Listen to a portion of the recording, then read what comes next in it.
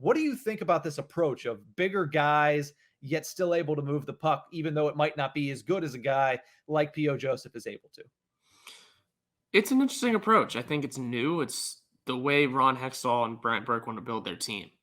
There's not much you could do about that. Is the way they want to build their team. They went into the offseason kind of knowing they wanted to add size to their lineup.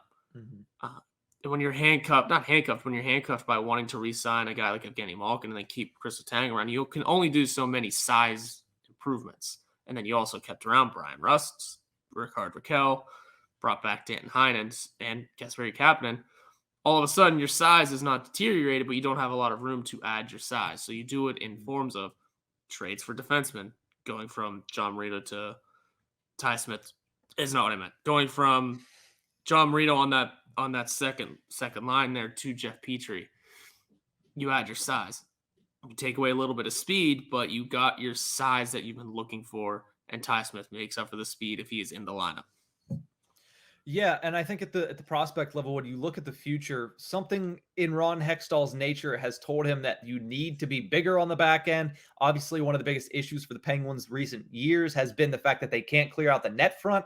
Maybe Mhm. that's the reason that he's bringing in bigger bodies. But I think Owen Pickering is the prototype for what the Penguins are looking for. They don't have anybody else really like that and that much talent with that much size.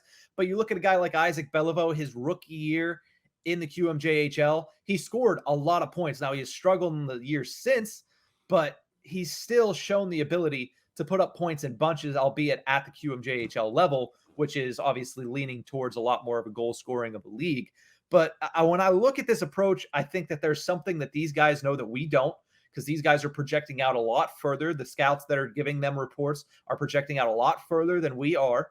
And something tells them that they need to be bigger on the back end. And that's exactly what they did. So I'm not going to necessarily go against it, but I'm interested to see if the rest of the NHL follows suit in that. And if that's a trend that we're going to see where a lot of these younger defensemen end up being bigger and a lot of these defensive cores end up being built up with bigger guys. Because if you look at the most recent trends, Cale Makar, Quinn Hughes, Adam Fox, these are all smaller guys that can move the puck. They're not necessarily bigger guys. So I'm interested to see when that shift is supposedly going to happen, or if that happens on a league-wide basis, or if it's just the Pittsburgh Penguins.